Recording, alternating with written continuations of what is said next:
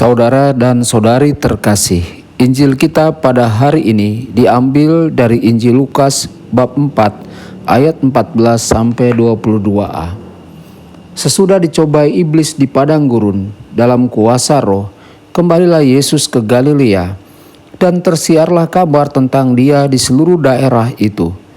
Sementara itu Ia mengajar di rumah-rumah ibadat di situ dan semua orang memuji Dia. Ia datang ke Nazaret tempat Ia dibesarkan, dan menurut kebiasaannya pada hari Sabat Ia masuk ke rumah ibadat, lalu berdiri hendak membaca dari Alkitab. Kepadanya diberikan kitab Nabi Yesaya, dan setelah dibukanya, Ia menemukan nas di mana ada tertulis, "Roh Tuhan ada padaku, oleh sebab Ia telah mengurapi aku, untuk menyampaikan kabar baik kepada orang-orang miskin.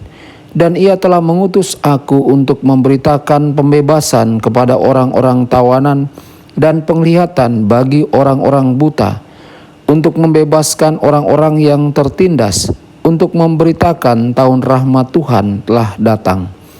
Kemudian Ia menutup kitab itu, memberikannya kembali kepada pejabat, lalu duduk, dan mata semua orang dalam rumah ibadat itu tertuju kepadanya.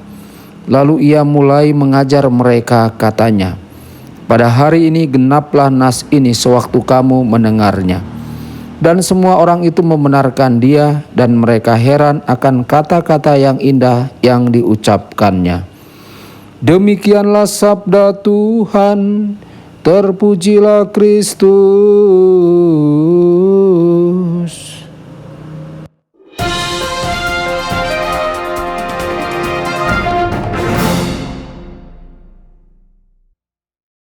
Saudara dan saudari terkasih dimanapun Anda berada, jumpa lagi dengan saya Romo Tedens dalam saluran Warta Kabar Sukacita.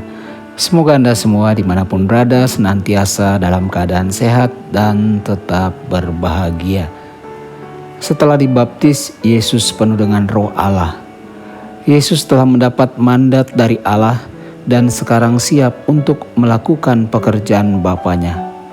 Saudara-saudari, Injil mengatakan Yesus telah berada di Galilea selama beberapa waktu, dan banyak orang di mana-mana mendengar tentang Yesus saat Dia berkhotbah di sinagoga. Hari ini kita melihat Yesus berada di kota kelahirannya Nazaret, dan seperti biasanya, Yesus pergi ke sinagoga di sana pada hari Sabat. Seperti hak setiap orang Yahudi, Yesus membaca dari kitab suci. Bacaan itu dari kitab Nabi Yesaya. Kitab Yesaya merupakan nubuat tentang diri Yesus sendiri. Teks ini sedang digenapi hari ini, bahkan ketika kamu mendengarkan. Saudara dan saudari, apa yang dikatakannya? Roh Tuhan ada padaku karena Dia telah mengurapi aku. Artinya, Tuhan telah menjadikan Yesus sebagai Raja dan Tuhan. Yesus telah dijadikan Mesias, yang dalam bahasa Ibrani berarti yang diurapi. Dalam bahasa Yunani itu adalah Kristus. Nubuat ini adalah pengumuman resmi tentang identitasnya. Saudara-saudari terkasih, lalu apa misi Yesus sebagai Mesias? Untuk membawa kabar baik dan pembebasan kepada orang miskin, pembebasan bagi mereka yang ditawan, penglihatan bagi mereka yang buta, pembebasan bagi yang tertindas. Saudara-saudari, lebih dari Injil lainnya, Lukas menekankan sikap Yesus terhadap orang miskin secara ekonomis dan sosial. Kita melihat bahwa pada penampilan pertama Yesus di dunia, ketika orang miskin dan orang buanganlah yang menjadi gembala yang datang untuk memberi penghormatan kepada anak yang baru lahir. Orang miskin juga terkait dengan yang tertindas dan menderita, yang dilupakan dan diabaikan. Namun merekalah yang paling terbuka terhadap kabar baik. Orang miskin digambarkan sebagai diberkati. Saudara-saudari, Yesus memberikan pesan pembebasan, kebebasan bagi dunia. Penting bagi kita untuk menyadari bahwa Yesus datang untuk membuat kita benar-benar bebas. Begitu banyak orang Kristen meninggalkan gereja mereka untuk bebas. Mereka merasa menjadi orang Kristen merupakan pengalaman yang menyesakan. Namun kita harus bersikeras, baik dengan cara kita menyajikan pesan Injil maupun dengan cara kita menghayatinya, bahwa sebagai orang Kristen, kita menikmati tingkat kebebasan yang sangat tinggi. Kebebasan sejati tidak terdiri dari melakukan apa yang ingin kita lakukan. Hal itu bisa sangat merusak diri kita sendiri dan orang lain. Kebebasan sejati adalah kemampuan untuk membuat pilihan yang baik, baik untuk diri sendiri, baik untuk orang lain. Kasih agape menunjukkan kepada kita ke arah itu.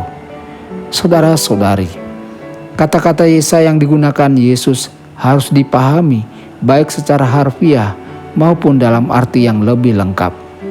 Ini adalah pesan bagi mereka yang miskin secara materi, bagi mereka yang berada di penjara, mereka yang buta, dan mereka yang tertindas. Tetapi semua istilah ini dapat dipahami dalam arti yang jauh lebih luas. Ada macam-macam kemiskinan. Selain jenis materi, ada kemiskinan intelektual, emosional, sosial. Ada pelbagai macam hal yang memenjarakan orang, termasuk pelbagai bentuk kecanduan dan kompulsi. Kebutaan bukan hanya cacat fisik, tetapi ada bentuk lain dari kebutaan karena ketidaktahuan, prasangka, dan kurangnya visi yang benar dalam hidup. Saudara-saudari, ada banyak cara seseorang bisa mengalami penindasan. Kekuatan yang mendominasi kehidupan masyarakat seperti obsesi dengan nilai-nilai materialistis dan konsumeristis, mendorong ambisi dengan mengorbankan orang lain. Adalah bagi setiap orang untuk melihat ke dalam kehidupan mereka sendiri dan melihat di mana mereka paling membutuhkan pembebasan. Saudara-saudari, kata-kata Yesus dapat dilihat sebagai pernyataan misinya. Inilah yang akan menjadi dasar seluruh hidupnya. Hal ini tidak terutama manifesto agama. Hal ini adalah manifesto untuk jenis kehidupan yang dipanggil untuk diikuti oleh setiap manusia. Yesus hanya memulai pekerjaan ini. Kelanjutan dan pemenuhannya tergantung pada kerjasama kita dengannya. Kita tidak mendengarkan kata-kata ini hanya sebagai penerima, tetapi juga menjadi tantangan bagi kita. Sejauh mana kita menjadi bagian dari misi Yesus yang memberdayakan, membebaskan, membuka mata bagi masyarakat kita dan dunia. Saudara-saudari, orang-orang di sinagoga heran dengan kata-kata Yesus. Bukankah ia ini anak Yusuf? Segera mereka berbalik melawan Yesus, karena mereka menganggap mereka tahu siapa Yesus, tetapi nyatanya mereka tidak tahu. Saudara-saudari, mereka tidak mau melihat dan mengaku Yesus dalam secara baru. Semoga kita mau terus-menerus membuka mata dan hati kita akan kehadiran Tuhan Yesus. Tuhan Yesus memberkati dan menyertai Anda semua. Sabda Allah adalah kebenaran. Sabda Allah adalah kehidupan. Mari kita mencintainya, mari kita menghayatinya.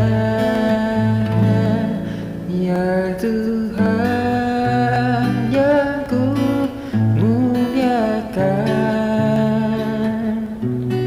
sabdamu angkat resahku.